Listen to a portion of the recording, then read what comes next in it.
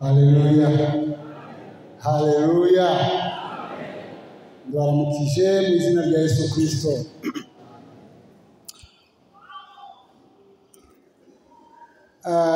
Ndanezerewe kubona mpagaze imbere yanyu ishengero ry'Imana. Ndashimiye uburongozi bwa paruwase ukuntu bwashoboye kunyiyumvira ko no kumpa umwanya nk'uyu.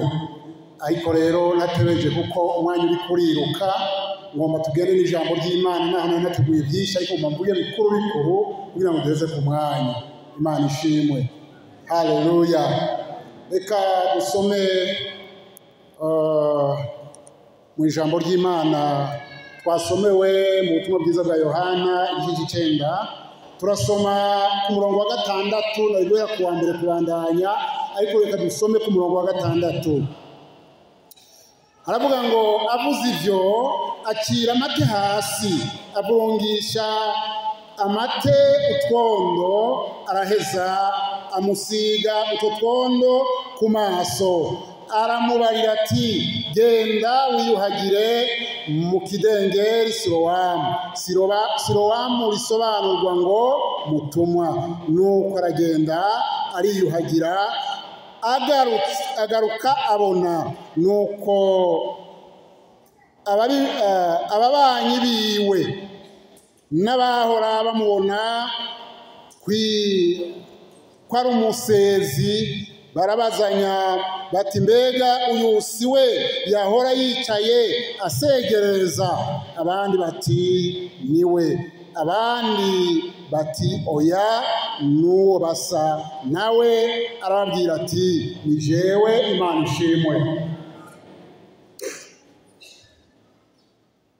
Ngomba imbere yuko tubandanya tubanze tuvuge idonido gatoya ry'uyu Yohana. Uyu Yohana yari mwene Zebedayo, hanyuma izina ryiwe kavuke yitwa Yohanani, hanyuma iryo zina rikaba risobanurwa ngo Imana ni inyembabazi. Haleluya. Imana ni inyembabazi, iryo zina nicyo risobanurwa. Uyu Yohana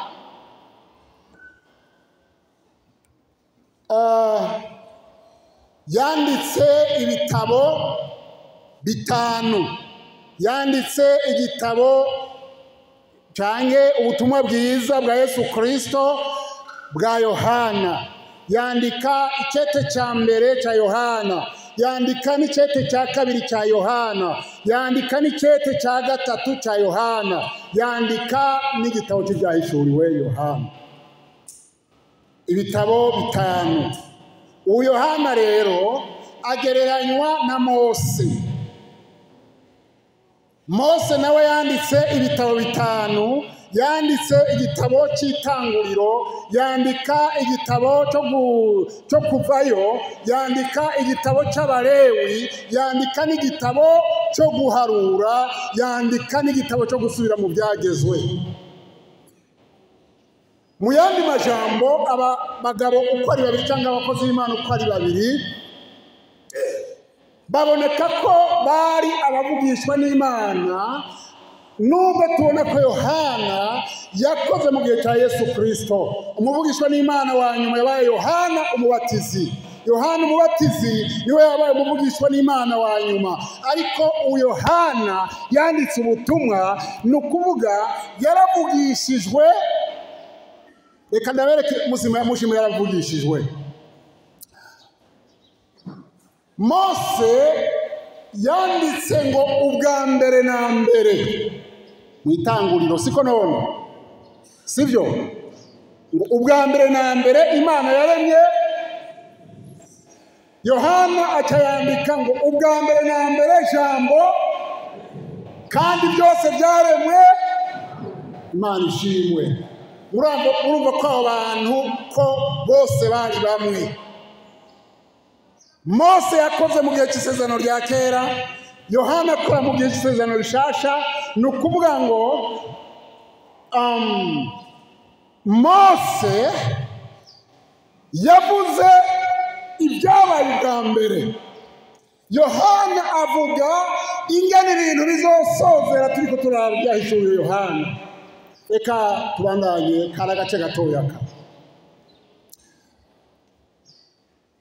mu njamake rero tumaze kumva Yesu Kristo akiza impumyi byanditswe no kuvuga ngo aya majambo yanditswe n'uyu Yohana rero Yesu Kristo akiza impumyi.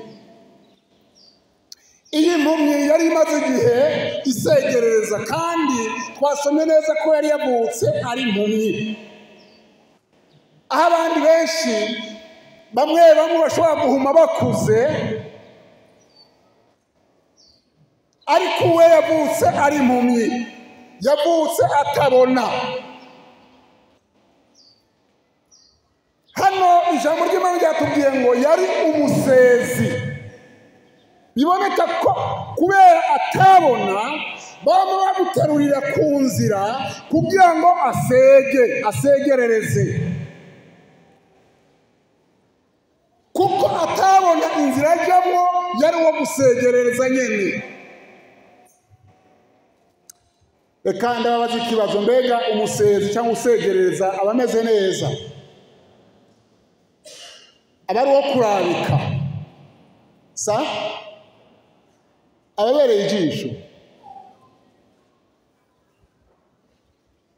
Aba yambaye neza sa? Iyi mpumyi yoyo yarasegerereza bikagaragara, ntiyabona. Hanyuma yari imaze igihe isega, sinzi nyine bayifata. Urabye mu gitabo, mu butumwa bwiza bwa Luka, bwa Matayo, bwa Luka, bwa Yohana, hose baravuze ku mpumyi. Hari aho bavuze impumyi zibiri, hari aho bavuze impumyi Barutimayo, hari aho bavuze n'uyavuze impumyi gusa. Aba bose barasegerereza. Iyi mpumyi rero yumvise igitari bwumve, ibitandukanye n'igitahora yumva. Yarumva ubwa mbere ikumva urwamo rw'abantu, ariko uyu munsi Yesu yahaca. Iyi mpumyi ica yumva ibitandukanye n'igitahora yumva. Haleluya! Kuko ikoraniro riri kumwe na Yesu, bagenda bavuga izina rya Yesu. Imana ishimwe. Arabaza ati, mbega ibyo ni biki? Sinzi abana bajije vuba ariko ndasigura. Ndababaza ni mbega burya impumyi iranezerwa? Ndababaje na impumyi iranezerwa sa? Iranezerwa? Bo bari mu mwanezerwa mugabo si bose. Hari igihe impumyi zo gusabira ikiratwenga.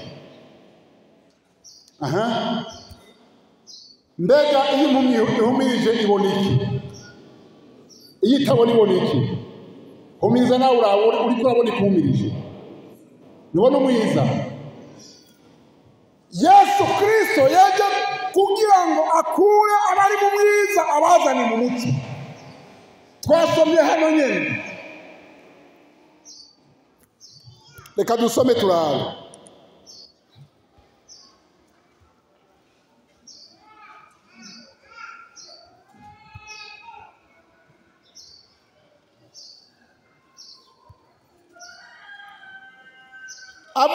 Abuze ibyo aricara acira amate, murantunga. Abuze ibyo acira amate hasi ayaburungisha iki? Utwondo. Afata ya mate ayaburungisha utwondo. Hari aho yabwiye ngo humuka, uriko murabyumva? Hari aho yashikiriye arabwira ngo humuka, barahumuka. Ariko ageze kuri uyu avurunga utwondo n'amata yiwe. Ibintu bitatu byakoze: amate, ivu bihinduka utwondo, no kwiyuhagira amazi. Imana ishimwe. Ibintu bitatu byakoze. Ni ukuvuga ngo ubushobozi bw'Imana bwa Yesu Kristo bwari yerekaniye muri ayo mate. Ibyaremwe ivu ni ukuvuga ngo naryo ryagize icyo rikora kugira ngo Imana ikorere mu butatu. Imana ishimwe. Yesu amaze kumusiga utwo twondo ku maso, mbega yarahumutse? Oyaye, acaramubwira ati genda. Itegeko genda. Mbega itagenda yarahumuka? Iyo atagenda yari guhumuka? Aca arahaguruka aragenda, ahamubwiye ajya muri Siloamu ariyuhagira. Amaze kwiyuhagira carahumuka. Haleluya. Amaze guhumuka arakanura, umwijima urahava. Rya jambo Yesu Kristo yavuze ngo naje kugira ngo ari mu mwijima ari mu mwiza baronka umuco, baze mu muco. Biba birashitse, riba rirashitse. Acarakanura, noneho abona abantu n'ibintu, noneho abona Yesu. Imana ishimwe. Haleluya.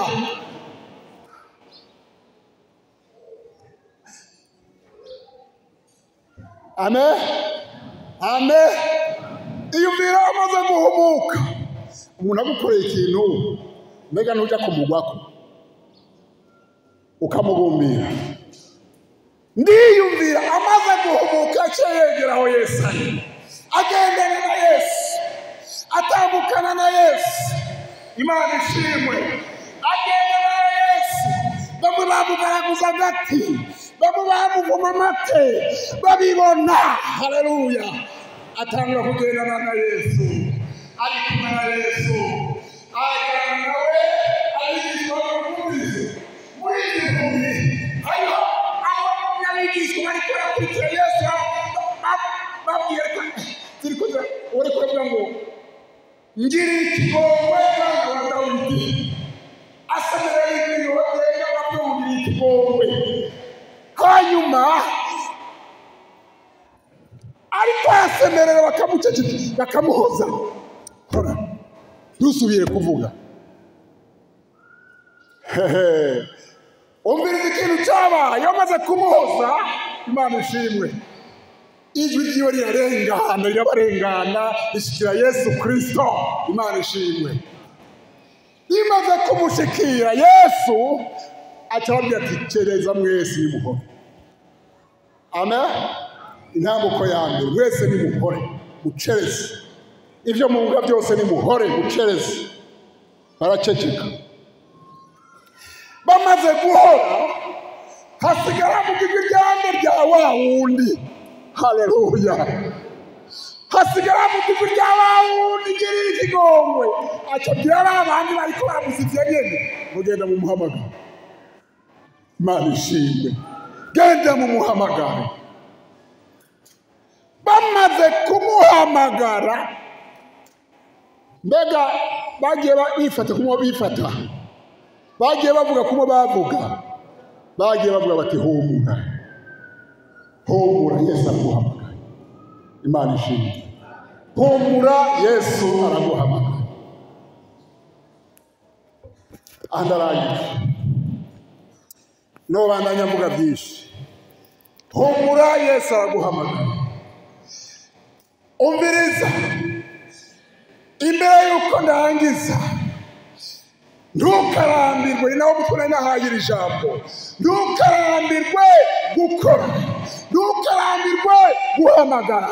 Komeza, bikomeye, byoroshe, Yesu arabyumva. Imana ishimwe. Hari amajwi menshi atuma ibyawe ngo ntibyogenda, ariko Yesu ayo majwi yose aracecekesha. Hanyuma mpemu yarakubwira ati humura mwana wanje, Yesu arakumva. Imana ishimwe. Ndarangije, umwami abahezagira.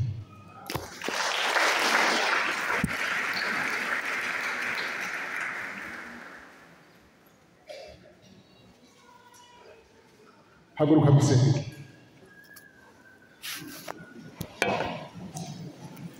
Nari nateguye amajambo maremare kandi menshi, ariko Imana yashimye ko twumva ibinyene. Imana ishimwe. Imana yashimye ko twumva ibinyene.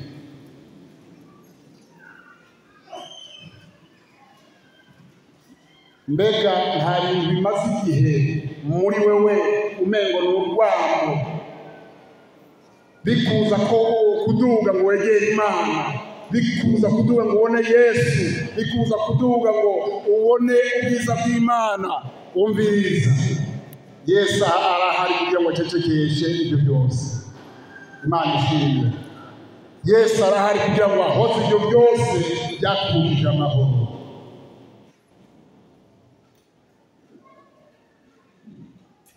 Ngomba dusenge, wewe usenge, urabizi.